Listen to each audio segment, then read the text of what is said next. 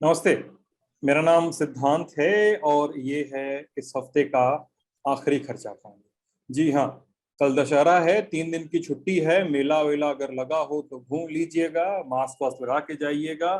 जो भी मतलब मैं तो बनारस का हूँ, तो रेवड़ी और मूंगफली मिलती है। मेले वेले में अगर लगते हैं मेले, तो पता नहीं, अब तो शायद कोविड की वजह से लगते भी नहीं है।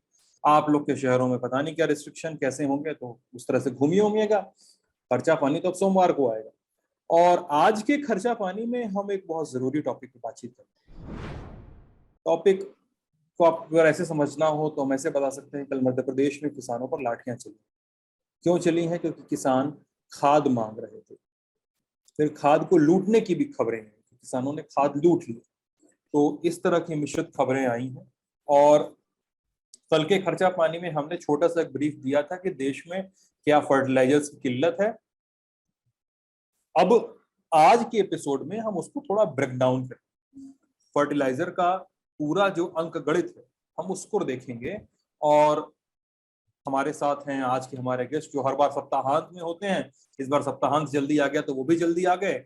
Manish ji Delhi school of economics में धन्यवाद पढ़ाते सिद्धार्थ। हैं इससे और और खूब सारा डाटा लेकर आते हैं। लेकिन पिछले एपिसोड पर मनीष जी कुछ कहना चाहते हैं, कुछ कहना चाह रहे हैं आप हाँ, सर। पिछले एपिसोड में एक्चुअली मैंने ये कह दिया था, छोटी सी त्रुटि थी मेरी तरफ से, उसको मैं करेक्ट करना चाह रहा हूँ कि इंपोर्ट हिंदुस्तान का कोयले के मामले में 2004 तक बिल्कुल नहीं था।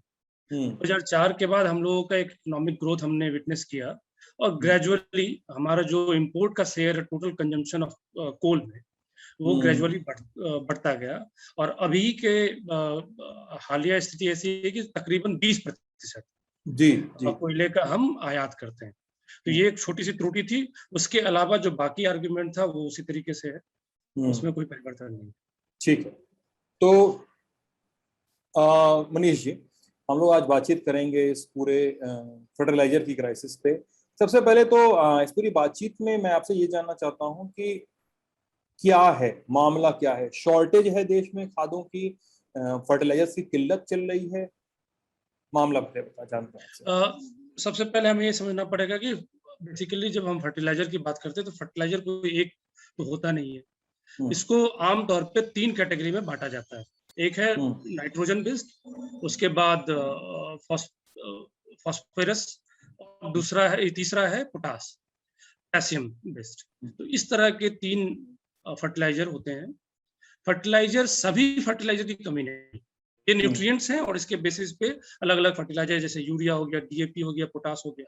तो इस तरह के फर्टिलाइजर है, सारे फर्टिलाइजर की कमी नहीं है। जो आपने मध्य प्रदेश का एग्जांपल दिया, मध्य प्रदेश में जो सारा हंगामा कल हुआ है या फिर लगातार जो हो रहा है मध्य प्रदेश में, वो है डीएपी को लेकर। जी, यूरिया को लेकर के कोई परेशानी वहां पे अभी तक नहीं। जो हम ये चीज देख रहे हैं फर्टिलाइजर के केस में, वो एक बात समझना पड़ेगा हमें कि फर्टिलाइजर का जो प्राइस सिस्टम है, कीमत जो है, वो बहुत ज्यादा फ्लक्चुएट करने लगा है पिछले कुछ सालों में। और जो फ्लक्चुएशन है उसका सीधा सीधा इम्पैक्ट किसानों के ऊपर में पड़ने लगता है।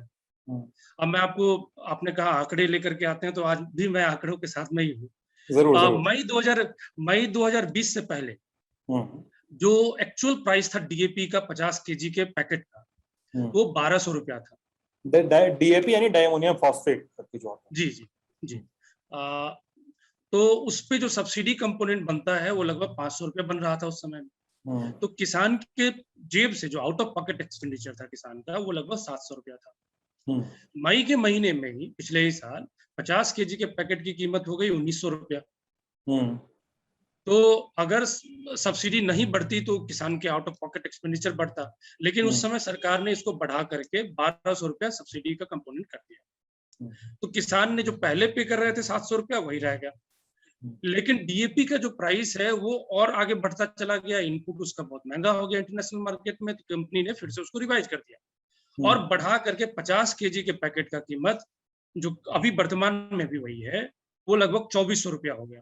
तो कहाँ हम लोग 1200 रुपया 50 केजी का मान रहे थे, अब हो गया 2400 रुपया 50 केजी का। लेकिन जो सब्सिडी कंपोनेंट है वो 1200 रुपया ही रह गया।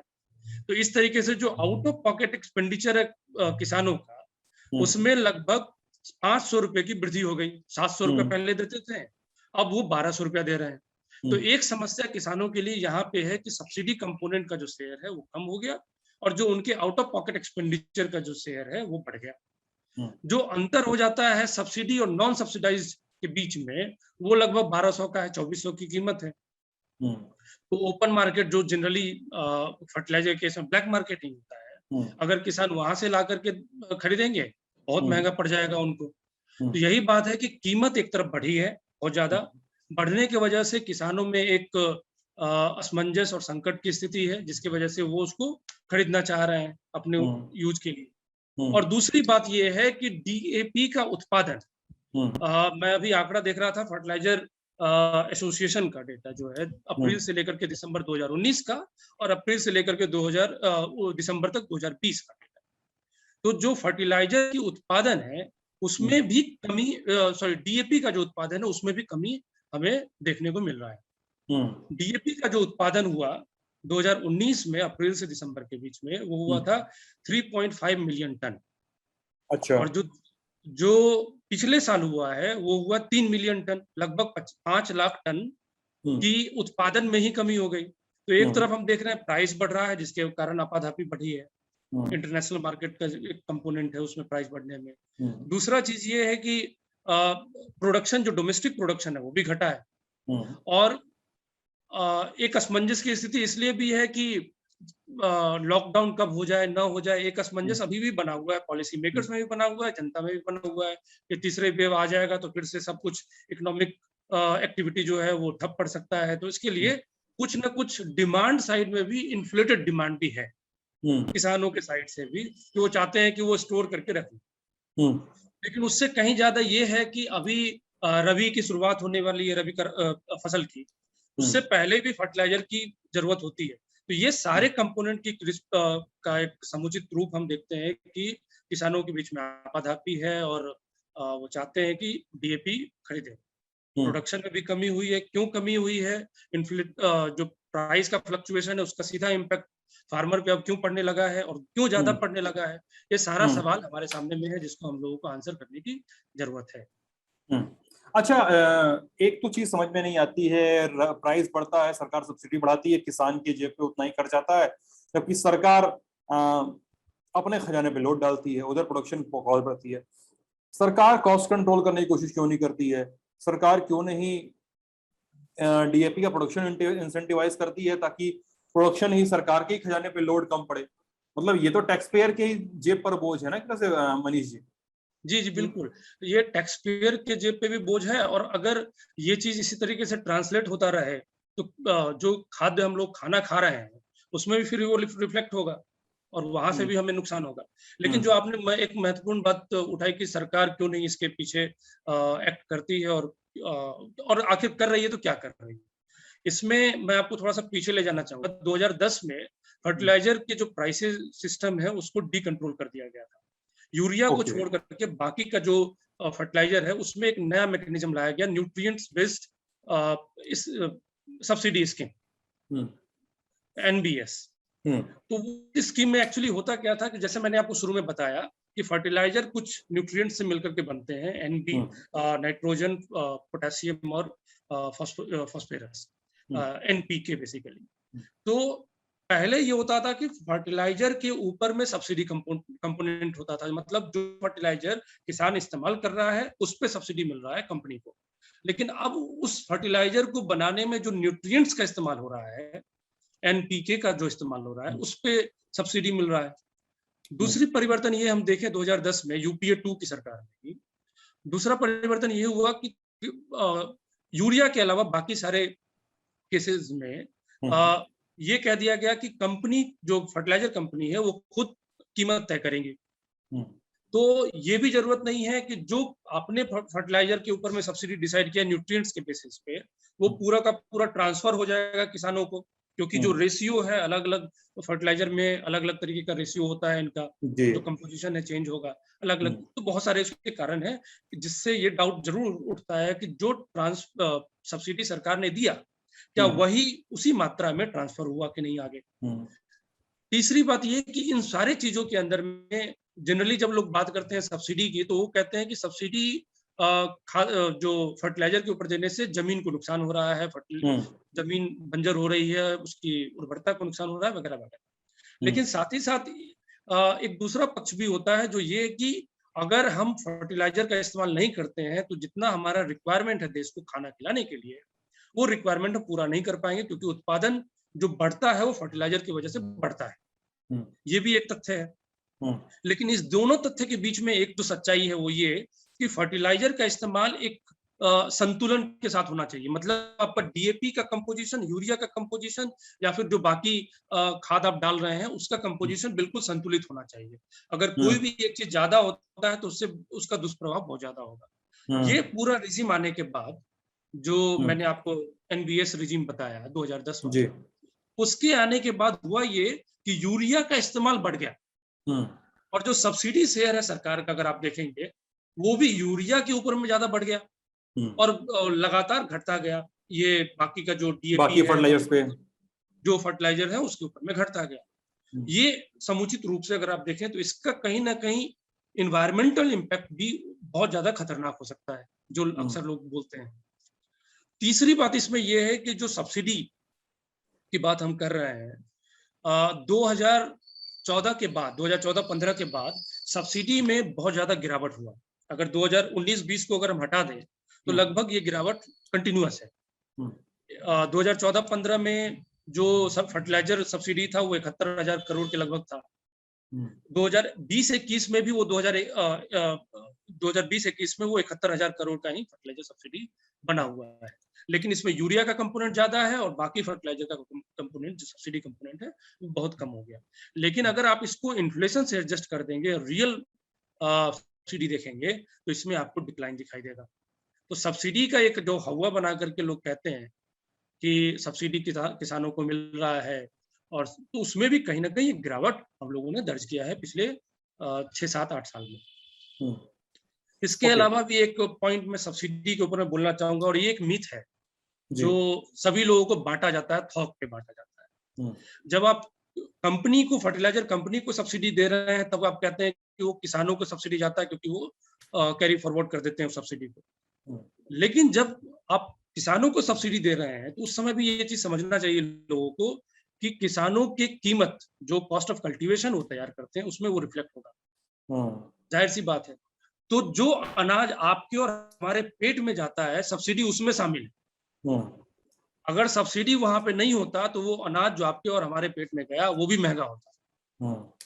तो सब्सिडी किसान अपने जेब में रख नहीं लेता है उसको। जैसे फर्टिलाइजर कंपनी सब्सिडी का कुछ हिस्सा, वो जो मैंने कहा कुछ डाउटफुल है, लेकिन फिर भी हम मान के चले कि सब्सिडी अगर वो फॉरवर्ड करते हैं तो किसान भी सब्सिडी आगे बढ़ा देते हैं। किसान भी सब्सिडी को अपने घर में नहीं बंद करके रखते हैं, किसान भी सब्सिडी कंज्यूमर तक बढ़ाते हैं, वो उनके कॉस्ट में रिफ्लेक्ट होता है। और जो एमएसपी हम तैयार करते हैं, सरकार तैयार करती है कॉस्ट ऑफ कल्टीवेशन के बेसिस पे, वो कॉस्ट ऑफ कल्टीवेशन आखिर कौन सा कॉस्ट लेता है? सब्सिडाइज्ड कॉस्ट लेता है। अगर किसान को ही अगर वो फायदा पहुंचता तो सब्सिडाइज्ड कॉस्ट नहीं लेते वो एक्चुअल जो मार्केट प्राइस, जो मैंने बताया कि डीएपी का एक्चुअल प्राइस 2400 रुपया 50 केजी का है, तो 2400 रुपया ही लेना चाहिए था उनको कॉस्ट ऑफ कल्टीवेशन में। लेकिन वो लेंगे क्या? 1200 रुपया लेंगे। जाहिर सी बात है कि किसान के पास में वो रुका नहीं, किसान से आगे वो चला गया, जो कंज्यूमर है उनको भी उसका बेनिफिट मिलता है। तो वो जो रेशियो है सब्सिडी बनाम कॉस्ट ऑफ कल्टीवेशन, वो रेशियो कितना हैम्पर हुआ है? सब्सिडी बनाम कॉस्ट ऑफ कल्टीवेशन। देखिए, जो कॉस्ट ऑफ कल्टीवेशन है हमारा, उसमें जो ऑपरेशनल कॉस्ट है उसमें लगभग तकरीबन 20%, 15 से 20% का एक शेयर आ जाता है खाद, बीज, पानी वगैरह मिला करके। वो खाद का अलग से और बाकी सारे खाद का ना, वो हमें अलग से देखना पड़ेगा। लेकिन बात इसमें ये है, जो मैं अभी कह रहा था, वो ये कि सब्सिडी अगर कम होता है या बढ़ता है तो उसका सीधा सीधा इम्पैक्ट हमें एमएसपी पे भी देखने को मिलेगा। लेकिन उसका दूसरा इम्पैक्ट भी ये होगा कि जो कीमत अभी किसानों को देना पड़ रहा है, अगर उनके आउट ऑफ पॉकेट एक्सपेंडिचर ज्यादा हो जाएगा, जो अपने जेब से पैसा दे रहा है, तो उनके लिए वो डिसइंसेंटिव होगा उस फर्टिलाइजर का इस्तेमाल करना। जैसा कि मैंने बताया, यूरिया का ज्यादा इस्तेमाल कर रहे हैं, डीएपी का कम इस्तेमाल कर रहे हैं। अब इस इस्तेमाल का क्या इम्पैक्ट होगा? इसके इम्पैक्ट ये होता है कि जो हमारा इल्ड है, जो उपज है वो कम हो जाएगी। तो कहीं ना कहीं सब्सिडी खाद्य सुरक्षा को भी ध्यान में रखती है। सब्सिडी का हटना या इस तरह का प्राइस फ्लक्चुएशन करना या फिर इस तरह का प्राइस का अचानक से बढ़ना, वो जो हमारा ओवरऑल देश का खाद्य सुरक्षा है उसके लिए भी संकट का कारण बन सकता है, क्योंकि उपज जो किसान उपज पैदावार करेंगे उसमें भी कमी होगी। और इस प्रकार से वो जो कॉस्ट ऑफ कल्टीवेशन आप बता रहे हैं, उस कॉस्ट ऑफ कल्टीवेशन का सिग्निफिकेंट पोर्शन हमारा फर्टिलाइजर का कॉस्ट है, और उसके तहत वो एमएसपी में भी रिफ्लेक्ट होगा और जो मार्केट प्राइस है उसमें भी रिफ्लेक्ट होगा। किसान की कमाई आइडियल जी हाँ? जी क्या बोल रहे हैं, ये और बात है, ये और बात है कि जो किसानों की कमाई है, मैं उसी पे आ रहा था, आपका उसी सवाल पे आप आ रहे हैं। मैं उस पे ही आ रहा था। तो मिला जुला के किसान की कमाई कहाँ टिकती है जाएगी? जी बिल्कुल, किसान की कमाई दो तरफ से कट रही है। एक तो उनका आउट ऑफ पॉकेट एक्सपेंडिचर बढ़ गया, जैसा मैंने अभी बताया फर्टिलाइजर के द्वारा। जो दूसरा पक्ष हो जाता है उसमें ये कि किसानों को एमएसपी भी बहुत कम किसानों को मिलता है। एक कमेटी की रिपोर्ट थी, एफसीआई ने उस कमेटी को बनाया था, उनका कहना था कि 6% फार्मर को मिलता है। उसके बाद मेरी जो स्टडी थी पीएचडी का, जो मैंने पैडी को लेकर के किया था, उसमें तकरीबन 14% के आसपास में हिंदुस्तान में, लेकिन अलग अलग राज्यों में अलग अलग प्रोपोर्शन आपको मतलब आप 14% औसत बता रहे हैं? जी, 14% सिर्फ धान के केस में। अच्छा। मैं पूरे अनाज का नहीं बता रहा हूँ। और बिहार के जैसे राज्यों के केस में तो वो 3% 4% से भी कम हो जाता है। मतलब 100 का 14 मिला उनको। जी बिल्कुल। जो बाकी जो बिक्री होता है किसानों का, उसके अंदर में स्थिति ये होती है कि उनको एमएसपी भी नहीं मिलता है। तो बात ये है कि उनका खर्च तो बढ़ गया, पैदावार का जो खर्च है वो बढ़ गया, लेकिन जो उनको मिलना चाहिए उसके हिसाब से भी एक एमएसपी तैयार करते हैं जो, वो भी मिलना चाहिए तो वो भी नहीं मिलता है। तो एक तरफ खर्च बढ़ने से उनको नुकसान हो गया, एक तरफ आमदनी घटने से भी उनका नुकसान किसानों को होता है। तो ये दोहरी मार किसान एटलीस्ट जो मेन क्रॉप्स है उसके कारण तो उनको झेलना पड़ रहा है। तो अभी इस क्राइसिस के समय पे जब डीएपी की शॉर्टेज है, मध्य प्रदेश में लाठियां मारी जा रही हैं किसानों को, और तमाम सब्सिडी का जो कुचक्र है और प्रोडक्शन का जो कुचक्र है उसमें मामला फंसा हुआ, सरकारों को करना क्या चाहिए? मनीष जी, आपको क्या लगता है? देखिए, एक चीज तो हम लोगों को ये समझना पड़ेगा कि 2009-2010 में जो पॉलिसी आया है उसका एक निगेटिव इम्पैक्ट पड़ा है। इन्वायरमेंटल इम्पैक्ट भी है, जो डिसेंटिवाइज करने वाला है, डिसेंटिवाइज करने वाला भी है। फार्मर को इंसेंटिवाइज कर रहे हैं बाकी फर्टिलाइजर के प्रति।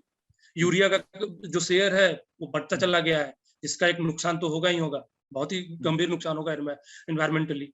जो दूसरा चीज है वो ये कि जितना कीमत सरकार अपनी जेब से निकाल करके कंपनियों को दे रही है, क्योंकि कंपनी फ्री हो गई है प्राइस को डिसाइड करने में, तो वो पूरा का पूरा बेनिफिट शायद नहीं पहुंचेगा फार्मर तक, क्योंकि वो कैलकुलेशन ही पूरा अलग है। क्योंकि पहले कैलकुलेशन क्या होता था, पहले तैयार होता था जो कॉस्ट ऑफ प्रोडक्शन है फर्टिलाइजर का या इंटरनेशनल मार्केट का जो प्राइस है फर्टिलाइजर का, उसके बेसिस पे डिसाइड होता था कि सब्सिडी कितना होगा। ये होता था, तो आप एक कंपोनेंट देते थे फिक्स और उतना पैसा कम वो चार्ज करती थी कंपनी। लेकिन अब हमने न्यूट्रिएंट्स बेस्ड कर दिया, तो उस पॉलिसी का एक नुकसान हमें एनवायरमेंटली भी है, किसानों पे भी है, उनके लिए इंसेंटिव है। और जो फ्लक्चुएशन हो रहा है फर्टिलाइजर के प्राइस में, उसको भी हम लोग नोटिस कर रहे हैं। जो आपने मारपीट का और किसानों के ऊपर लाठीचार्ज का जो एग्जांपल दिया, वो बिल्कुल इसी तरीके से दिखा रहा है कि फ्लक्चुएशन होता है, एक अनसर्टेनिटी है। किसानों को नहीं पता है कि आने वाले टाइम पे क्या प्राइस होगा, अवेलेबल होगा कि नहीं होगा, कहीं प्रोडक्शन तो कम नहीं हो जाएगा, कहीं कंपनी खुद से प्रोडक्शन कम तो नहीं कर देगी। तो ये सारी अनसर्टेनिटीज जो है वो इसी पूरे पॉलिसी का देन है। और इसीलिए इस पॉलिसी की निगेटिविटी को समझते हुए करेक्शन का जो करेक्टिव कोर्स है वो वहीं से लिया जा सकता है।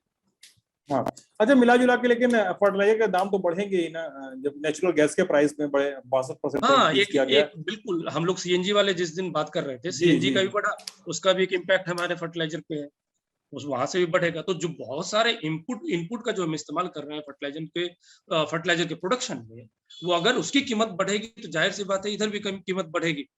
और आपका जो तरीका है सब्सिडी देने का, उसके अंदर में भी अगर आप चेंज नहीं करेंगे तो जरूरी नहीं है कि आप जितना भी दे रहे हैं वो बेनिफिट जाएगा, लेकिन उसके बावजूद आपका सब्सिडी कंपोनेंट तो घटा ही है। अब 50% सब्सिडी कंपोनेंट है, जो पहले 800 और 700 का रेशियो होता था, वो 1200 का रेशियो भी बना हुआ है।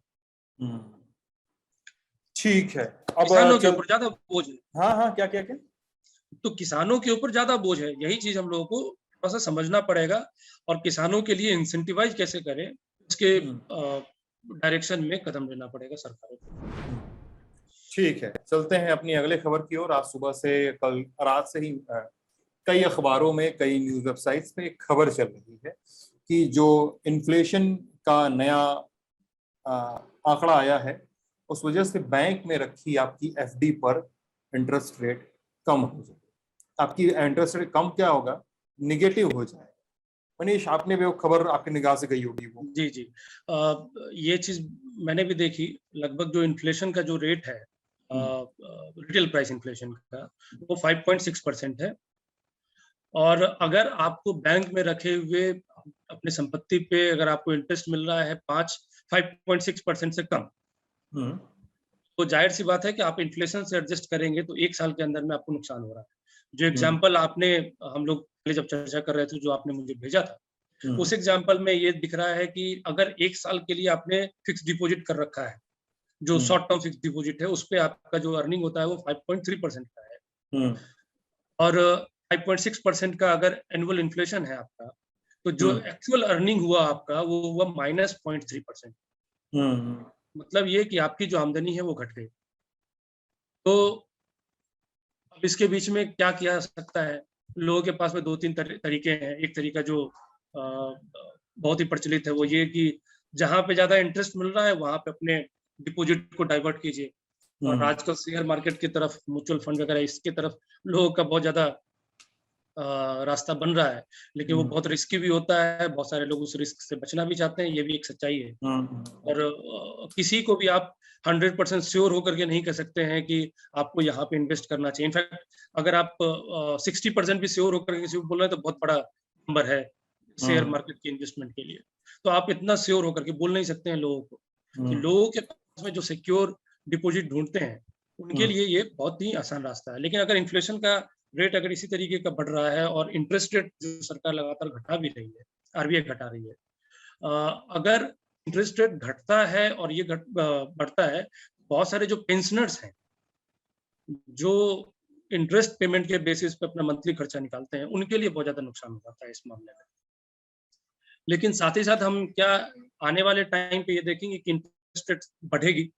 मुझे लगता है कि इंटरेस्ट रेट के बढ़ने के प्रति संभावना बहुत कम है, क्योंकि जो हमारा इकोनॉमी अभी ग्रो ही करना शुरू किया है। और ग्रो करने वाले इकोनॉमी का हम लोग जो मेन स्ट्रीम थ्योरी पढ़ते हैं, उसमें अगर हम इंटरेस्ट रेट को घटा देते हैं, सॉरी बढ़ा देते हैं, तो डिपॉजिट बढ़ता है, और जिसके कारण लिक्विडिटी का क्राइसिस होता है मार्केट में, और उसका इम्पैक्ट ग्रोथ पे पड़ता है। लिक्विडिटी अगर कम होगा तो ग्रोथ आपका निगेटिवली अफेक्ट होगा। तो यही कारण है कि ये शायद ना किया जाए। और वैसे भी हमें अभी रिसेंटली जो आईएमएफ का जो रिवाइज्ड फोरकास्ट आया है ग्रोथ रेट का, उसमें भी जो अप्रैल का फोरकास्ट था हमारा, उससे 1.6% कमी आया है। मतलब लगभग 10 या 11% के आसपास का प्रोजेक्शन था ग्रोथ रेट एनुअल, अब वो 9.5% का है तो इस साल के लिए। तो जिस तरह का प्रोजेक्शन भी आ रहा है, तो बहुत ही सतर्क सरकार रहेगी। और इंटरेस्ट रेट मुझे नहीं लग रहा है कि उसमें जो आपका शॉर्ट टर्म फिक्स जो डिपॉजिट है उस पर तो पूरी तरह से घट रहा है, लेकिन इन्फ्लेशन का जो मामला है, मेरे हिसाब से वो ज्यादा सीरियस मामला है इस बात से कि ये सोचे कि फिक्स डिपॉजिट पे अर्निंग कम हो रहा है, क्योंकि इन्फ्लेशन अगर बढ़ रहा है तो ये रीडिस्ट्रीब्यूशन ऑफ इनकम है टुवर्ड्स प्रॉफिट। और कभी हम लोग इस पे डिटेल में चर्चा कर सकते हैं कि किस तरह से हमारे आने वाले जो पिछले कुछ सालों में प्रॉफिट का शेयर है हमारी इकोनॉमी में बहुत ज्यादा बढ़ा है। शेयर मार्केट के अंदर में उत्थान जो हो रहा है, उसके पीछे भी एक कारण ये है कि प्रॉफिट का शेयर बहुत ज्यादा बढ़ा है। तो इन्फ्लेशन अपने आप में बहुत रिस्की चीज है। लोगों का वास्तविक इनकम जो है वो घट जा रहा है इससे, और इसका एक निगेटिव इनकम उनके जेब में रखे हुए पैसे पे भी हो रहा है। उनको जो मिलने वाला वेज है, सैलरी है, उसके ऊपर भी हो रहा है। तो ठीक है, ये था हमारा इस हफ्ते का आखिरी खर्चा पानी। और कोई बात जोड़नी है मनीष की, एंड करें एपिसोड को? मेरे ख्याल से मेरे तरफ से तो मैंने बोल दिया, अगर आपको कुछ पूछना बोलना है तो आप बोल सकते हैं। नहीं नहीं, मैं अब दर्शकों के सवाल के का वेट करूंगा। कुछ सवाल आएंगे तो हम उन्हें भी टॉपिक्स में शामिल करेंगे, बातचीत में शामिल करेंगे। आप लोग अपना ख्याल रखिएगा, खूब अच्छे से छुट्टी और त्योहार मनाइएगा। बाहर लल्लन मेला टॉप, घूमने जाइए तो मास्क लगाइएगा जरूर। हाँ ये सब तो जरूर ध्यान रखिएगा भाई, मास्क लगाइएगा, वैक्सीन न ली हो तो वैक्सीन ले लीजिएगा, भीड़ भाड़ वाली जगह हो तो बचिएगा। तो बचिएगा। और समय मिले तो लल्लन टॉप भी चलिए। देखिएगा। Good night.